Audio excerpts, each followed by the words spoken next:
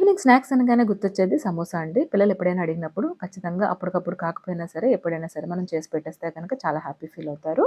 Hello మగవలు, hi maharajas ఎలా ఉన్నారందరూ? Welcome back to Magava vlogs. ముందు రోజు మనం పెద్ద శనగలు, బఠానీని బాగా నానబెట్టుకొని, తర్వాత రోజు ఒక బంగాళదుంప ఇలాగా కట్ చేసి వేసేసి, వాటిని బాగా ఉడికించుకోవాలండి. స్మాష్ చేయడానికి కాబట్టి కొంచెం ఎక్కువగానే ఉడికించుకోండి. తర్వాత నేనిక్కడ ఒక కప్పు మైదాను తీసుకుంటున్నానండి. అలాగే చిటికెడు ఇందులో సాల్ట్ కూడా వేసుకొని, ఒక 2 టేబుల్ స్పూన్స్ ఆయిల్ కూడా వేసుకున్నానండి. బాగా చేత్తో ఆయిల్ అంతా కలిసేలాగా కలిపేసుకొని, తర్వాత ఒక హాఫ్ టేబుల్ స్పూను వాముని కూడా ఇందులో మెదుపుతూ వేసుకోవాలండి. మంచి స్మెల్ అనేది వస్తుంది. తర్వాత నీళ్ళు యాడ్ చేసుకొని చపాతీ పిండిలాగా ఇలా కలిపేసుకోవాలండి. తర్వాత దాని మీద తడిగుడ్డ కానీ ఇలాగా ఏదైనా బాక్స్ కానీ బోర్లించేసి పక్కన పెట్టేసుకోవాలి. ఇక్కడ నేను ఉడకబెట్టుకున్నవైతే ఉడికిపోయినాయి. తర్వాత బంగాళదుంప పీల్ ఆఫ్ చేసేసి పక్కన పెట్టేసుకోవాలి. తర్వాత ఉల్లిపాయ, పచ్చిమిర్చి, కరివేపాకు, కొత్తిమీర వీటన్నిటిని కలిపి ఒక్కసారి వేయించుకొని, ఉడికించుకున్న వాటిని స్మాషర్‌తో స్మాష్ చేసేసి, వాటిని బాగా దగ్గరికి అయ్యేలాగా చేసేసిన తర్వాత ఆనియన్స్ వేగిపోయిన తర్వాత ఈ మిశ్రమాన్ని కూడా అందులో యాడ్ చేసేసేయాలండి. చూస్తున్నారు కదా! ఒక నిమిషం పాటు వేయించిన తర్వాత ఇందులో హాఫ్ టేబుల్ స్పూన్ పసుపు, అలాగే హాఫ్ టేబుల్ స్పూన్ కారం వేసి కాస్తంత గరం మసాలా పౌడర్‌ని కూడా వేయాలి. టేస్ట్‌కి సరిపడా సాల్ట్ కూడా వేసుకోవాలండి. తర్వాత పక్కన పెట్టేసుకోవాలి. మనం ముందుగా కలుపుకున్న పిండిని ఒకసారి మళ్ళీ బాగా కలుపుకొని, దాన్ని ఈవెన్‌గా చిన్న చిన్న ఉండల్లాగా చేసుకొని పక్కన పెట్టేసుకొని, ఇలాగ చపాతీలాగా మనం చేసుకోవాలండి. ఇక్కడ నేనైతే బాగా పలుచగానే చేస్తున్నాను. చూస్తున్నారు కదా! దీన్ని బాగా పలుచగా చేసిన తర్వాత 2 ముక్కలుగా కట్ చేసుకొని, మనం మిడిల్‌గా కర్రీని మనం ముందుగా ప్రిపేర్ చేసుకున్న కర్రీని పెట్టేసి, ఇలాగా 2 ఫోల్డింగ్ ఏసేసి, కింద చివరన మనం నొక్కేస్తే గనక పిండి పచ్చిగానే ఉంటుంది కాబట్టి అంటుకుపోతుందండి. లేదు అంటే గనక వాటర్ పెట్టైనా సరే మీరు దీన్ని అటాచ్ చేసేయొచ్చు. చూస్తున్నారు కదా! ఇలాగా మనము ఒక్కొక్క దాన్ని సమోసా షేప్‌లో దాన్ని ఇలాగా అంటించేసుకోవాలండి.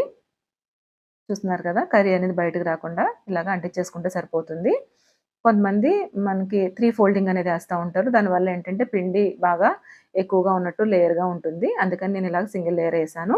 తర్వాత పిల్లలు మళ్ళీ పఫ్ అని అడిగారండి. ఇంకా అదే పిండి ఉండడం వల్ల నేను ఆ పిండితోనే సో, చేసిన చపాతీలు ఏవైతే ఉన్నాయో అవి మధ్యలో కాస్తంత ఆయిల్ రాసుకొని దానిపైన కొంచెం పిండి జల్లేసి, అలాగే నేను చేసుకున్న చపాతీలన్నీని కూడా లేయర్ కింద వేసేసుకున్నానండి.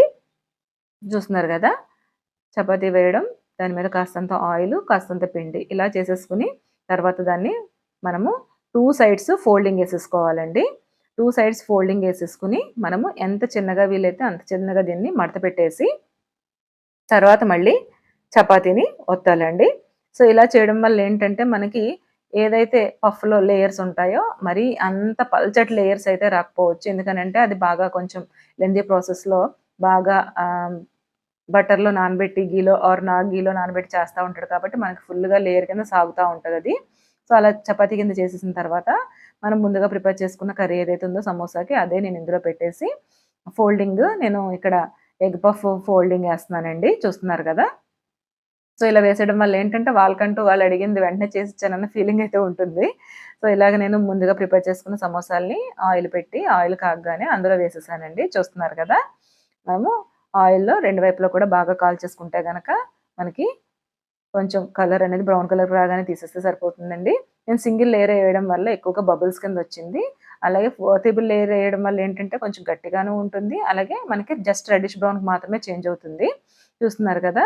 చాలా టేస్టీగా, క్రంచీగా కూడా ఉందండి. బావుంది. బాగా అయితే ఉడికింది. చూస్తున్నారు గదా! అలాగే సేమ్ ముందుగా నేను చేసుకున్న పఫ్‌ని కూడా ఇలాగే ఆయిల్‌లో వేయించేసి, డీప్ ఫ్రై చేసేసి, దాన్ని కూడా బ్రౌన్ కలర్‌కొచ్చేంత వరకు వేయించేసుకొని తీసేసుకున్నానండి. నాకు సమోసా తింటున్నప్పుడు పర్వాలేదు బానే అనిపించింది. కానీ పఫ్ తింటున్నప్పుడు అదేంటంటే లేయర్స్ కింద నాకు తింటున్నప్పుడు తెలిసిందండి. సో, కొంచెం డిఫరెంట్‌గా ఉంది. పిల్లలు కూడా బావుందని చెప్పారు. సో, మీరు కూడా ఒకసారి టైం ఉంటే గనక ఇలా చేసేసేయండి. చాలా ఈజీగా, టేస్టీగా మనకి అయిపోతాయండి. కర్రీ ఒక్కటే ప్రిపేర్ చేసుకుంటే గనక మనం పిండిని అప్పటికప్పుడు కలిపేసుకొని ఒక 10 మినిట్స్ పక్కన పెట్టేసి నాననిచ్చిన తర్వాత మనం ఏ షేప్ కావాలంటే ఆ షేప్‌కి దాన్ని మౌల్డ్ చేసేసుకోవచ్చు.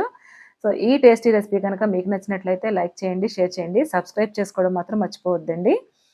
సో, మరిన్ని వీడియోస్ కోసం మగువ వ్లాగ్స్‌ని ఫాలో అవ్వండి. థాంక్ యూ ఫర్ వాచింగ్ అండి. ఉంటా అండి మరి. By by.